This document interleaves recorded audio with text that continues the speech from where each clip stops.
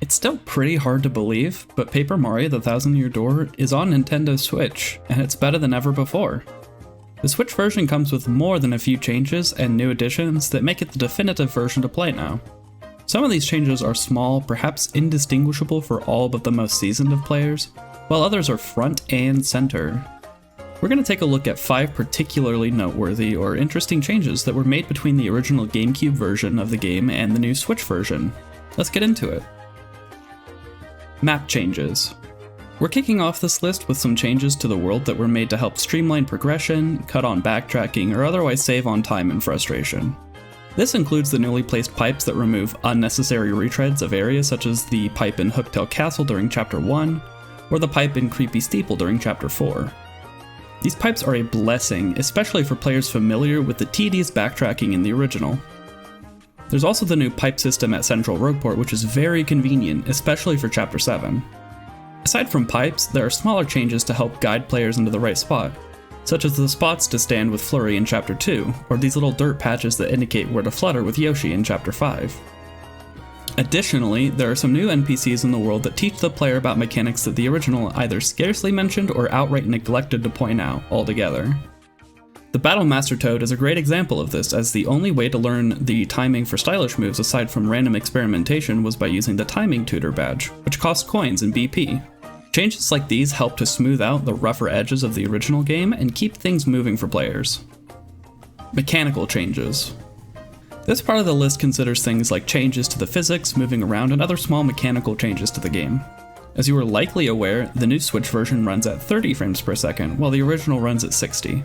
This is a little unfortunate, as it does mean the original runs smoother, but the game still looks great even at 30 frames per second. Besides, the original Paper Mario on the Nintendo 64 runs at 30 frames per second as well, and that game still feels just fine. The new partner wheel is a massive convenience, as the game requires you to switch partners in the overworld very frequently, and the wheel saves you a lot of time here. In battle, stage hazards feel quite a bit less common, and more importantly, they are telegraphed much more obviously so that players are not unfairly affected by them. Some players of the original might consider this a bad change, as there is some appeal to the stage hazards being as unpredictable as they were in the original, but I think most players will appreciate the game being a bit more forgiving. Movement has been changed in certain places, such as Tube Mode and Paper Boat Mode controlling more sharply, and Yoshi having a bit of acceleration before reaching top speed, which I actually don't like, but it's not that bad. In general, there have been quite a few mechanical changes in certain places to smooth out the overall experience. Balance changes.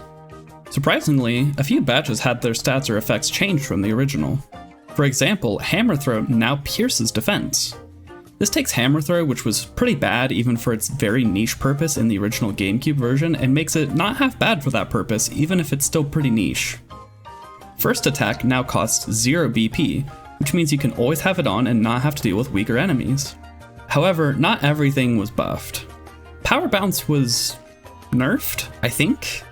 I genuinely don't know if it was actually nerfed from the original, but I swear it's way harder to get a good streak going. I think the best I've gotten was 6 or 7, whereas in the original I could get 13 or 14 bounces in a row sometimes. I actually think this is a good thing, as using Power Bounce with pretty much any attack boost was really overpowered. It's nice to see that the developers saw a couple of badges that were particularly weak or strong and made changes to them. Real quick, if you're enjoying the video, you should hit the like and subscribe button to see more content like this in the future. It really helps me out. Dialogue changes. These changes really caught me off guard at first, but not in a bad way. There are smaller changes to dialogue that are meant to better point the player in the right direction when the objective is unclear. Then there are changes to dialogue that acknowledge whenever the player has a key item ahead of time, before the NPC would have told them what key item was needed. But most notably, there are some pretty big changes to dialogue that's purely superficial. They don't really change the gameplay, but there are some pretty big changes from the original. Sometimes it's an updated reference or changing of language to be more relevant and, current. A pretty big example is the change to Vivian's dialogue. In the original text from the Japanese version, Vivian is depicted as a transgender woman, which is part of the reason why her sisters treat her so poorly. This was removed in the English translation of the original GameCube version, likely due to the age rating of the game at the time it was being translated. In the remake, Vivian's struggles with her gender are not omitted, and everyone can see her character depicted as originally intended. There are other changes to the dialogue, large and small, but they're most noticeable for those familiar with the original GameCube version. The last and most obvious changes we'll be talking about are visual and audio changes. Everyone can appreciate the changes made in these departments. The game looks fantastic, with the lighting, textures, and pretty much everything completely redone. Everything has been given a more papery look without it looking overdone like it is in some other games in the series, and it looks great. The sounds have been completely redone, and while I don't necessarily like every change, for example, I really miss the old hammer sounds, I think for the most part, this area was pretty significantly improved.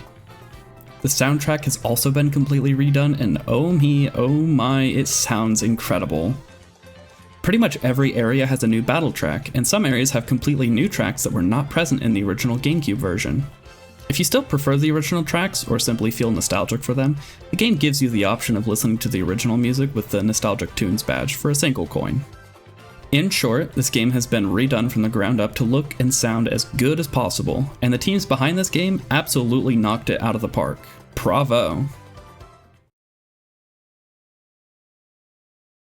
So, there are definitely a lot of changes to the new Switch version of Paper Mario from the GameCube version. I think for the most part, these changes are really good and help make this version the definitive way to play the game. There are even more little details and changes that were added that I won't talk about now, but rest assured they are there and they improve the game in a big way.